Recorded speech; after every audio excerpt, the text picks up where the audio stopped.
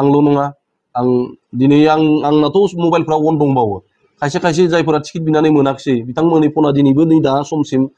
मबाइलफोरखौ अफ खालामजोबना लादों आरो अब्ला साननानै जों बेसे दुखु मोनदों। हेल' लोगोफोर फैलाय मोनसे भिडिअ लानानै आरोना नोंथांमोननि गेजेरावहाय नोंथांमोना नायलांदो अब्लानो बुजि मोनगोन आरोना इलेक्सन पारपस बिसायख'थिखौ लानानैहाय लाबोदों दिनै बे समाव बे भिडिअखौहाय UPPL निफ्राय बावखुंग्रि सरि दरंगाजुलि बेयावहाय केन्डिडेट मोननो थाखाय हास्थायदोंमोन बिथां अन्जन बर' होननाय सासे UPPL नि सासे गोख्रों मावथि आरोना बियो स' दिनै बियो टिकेटखौ मोननो हायासै थेवब्लाबो गाव हारसिङै सासे उदां बिजाथि महरै बियो केन्डिडेट गसंगोन नमिनेसन होगोन बे बाथ्राखौ बुंदों। लोगोसे UPPL आव सिंजों सिं मा जानानै थादों बिसोर दिनै गावजों गाव मा अबस्था जानानै दं बे बाथ्राखौ फोरमायनानै होदों आरोना नोंथांमोना मोजाङै खोनासंनांगौ भिडिअखौ नायलांजोब बिनि उनाव मा सानदों मा फोरमायनो गोसो कमेन्टनि गेजेरजों फोरमायहरदो आरोना नोंथांमोना थ' बिदिब्ला भिडिअखौ नोंथांमोना नायलांदो बे समाव। मैया जिहेतु जोंनि UPPL निफ्राय मोनसे फार्स्ट फेज केन्डिडेटखौ लानानै फोसावबाय समस्थिफोरखौ फोसावबाय बेयाव आंनि मुङा फैयाखैसै आंबो गोख्रों सासे UPPL नि जानानैनो टिकेट बिनाय आंबो केन्डिडेट जानो गोनां बा आंबो टिकेट मोनगोनखौ साननानै बा हास्थायनानै गोबां खामानि मावबाय स्ट्रंलि खामानि मावदों आरो बे खामानि मावनायखौ जोंनि ओनसोलनि जोंनि दरंगाजुलि समस्थिनि 26 नं दरंगाजुलि समस्थिनि गासै रायजो राजाफोर गुबुन गुबुन हारि माहारिनि सुबुंफोरा रायजो राजाफोरा आंखौ सापर्ट खालामदोंमोन आरो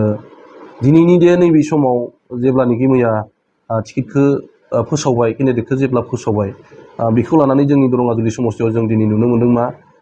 मोनसे जिखिनि जोङो रंजानाय मोनसे परिबेखा फैनांगौमोन बेखौ जों नुनो मोनाखै हयथ' बेयाव ओरैबो जानो हानाय जिहेतु माखासे आंखौ नागिरदोंमोन जे जोङो दरंगाजुलियाव गोदान निउ फेस केन्डिडेट बा बिजाथि फैयोब्ला देरहागोन होननानै गासैबो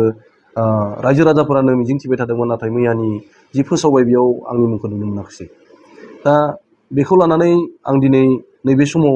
बे प्रेस मिटखौ लानाय जादों दा जिहेतु रायजो राजाफोरा आंखौ खावलायगासिनो बा खावलायदोंबो दिनैबो दङ दाबो दङ आं भिजुवेलखौ दा नैबे समाव देखायथ'ला दङ दाबो जोंनि इयुथफोर दङ जोंनि इन्टेलेक्सुवेलफोरा दङ आंखौ फनजोंबो गोबां आं माने ओरैबायदि अबस्थायाव दङ दा रिसिभ खालामख' हायाखै आरो फनखौ माने गासैखौबो मा एन्सार होनो नैबे समाव जियानो जादोंला जों रायज्लायनानै मोनसे डिसिसन लादों मा जिहेतु माने जिथु बिसायख'थिया बयहाबो जिथु मोन्थाय दङ हारसिं हारसिं गेलेनोबो मोन्थाय दङ बेनिखायनो जोङो मोनसे डिसिसन लानानै जे नमिनेसन होनायखौ बा उदां बिजाथि महरै माने गेलेनो होननानै बा थिरांथा लानाय जादों जोङो जेब्लानोखि जोङो नमिनेसन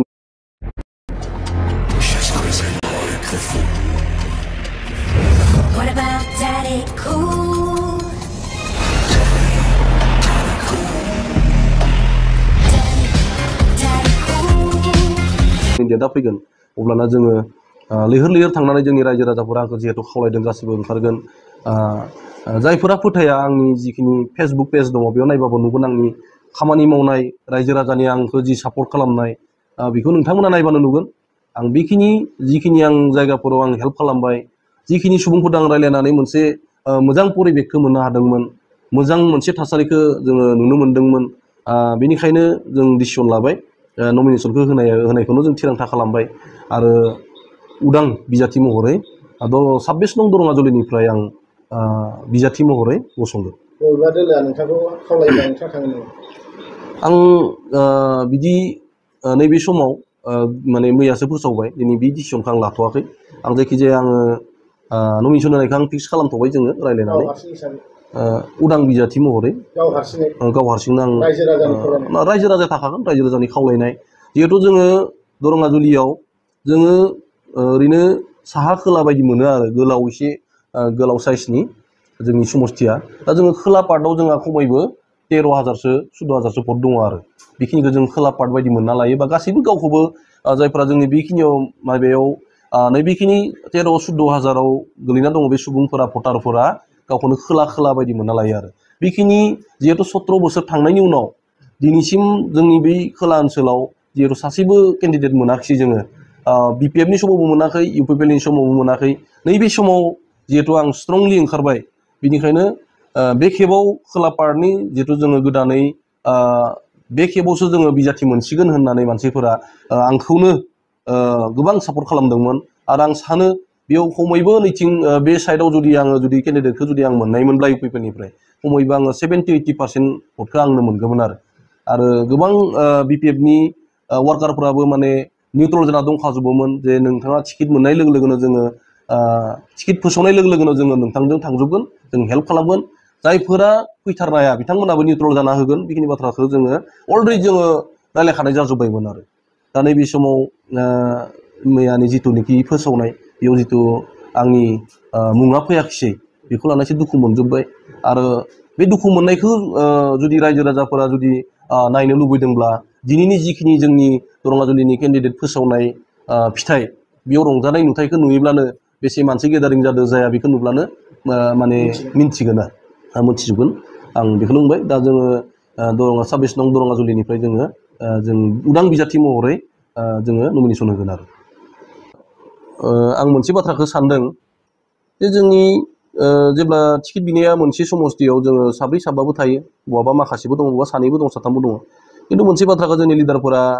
फोसावबाय थादोंमोन जे फिल्डआव जोंनि सेन्ट्रेल बडि कमिटिनिफ्राय सार्भे खालामनो थाखाय फिल्ड सार्भे खालामनो थाखाय मानसि हगारहरदों बिदिनो माबायाव गामि गामि दङ माने मानसिफोरखौ जेनेबा खौरां लानाय जोहै जे फिल्डखौ सार्भे खालामबाय थादों होननानै बे फिल्डखौ जुदि खसाके बा नंथारगौब्ला बे फिल्डखौ सार्भे खालामनो हगारहरनाया जुदि नंथारगौब्ला दिनैथ' आंनि मुङा फैनांगौ दाबो गोदानै जुदि दाबो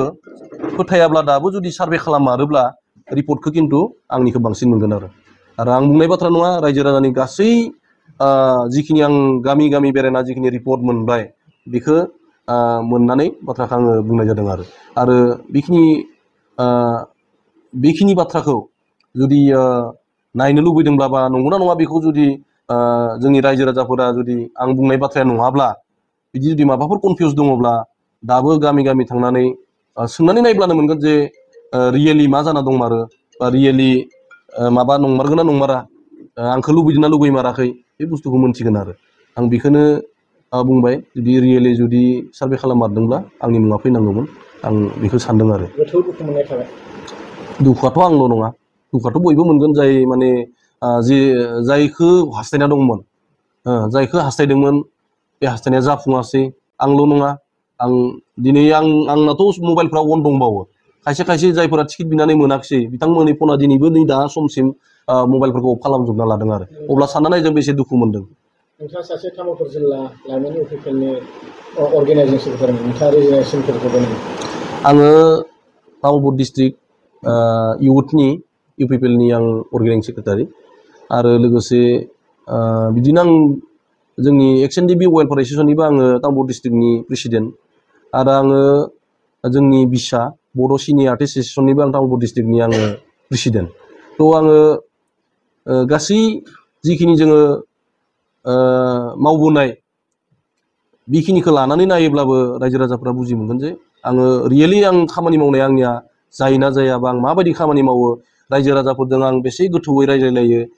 ग्रासरुट लेभेलजों आं बोरै बेखौ रिसार्च खालामोबा मोजाङै जुदि सार्भे खालामारोबा